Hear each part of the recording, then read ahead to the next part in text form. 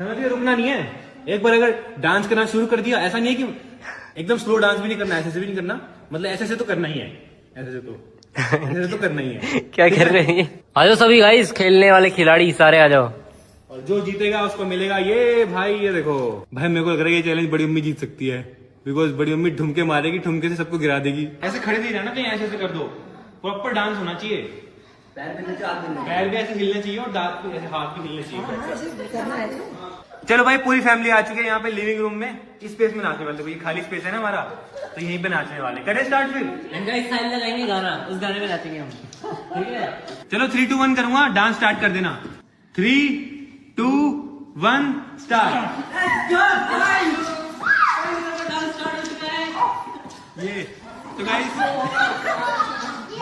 सब पागल हो चुके गाइस, सब गिला करके नाच रहे हैं गाइस, देखो जो रुका वो गया।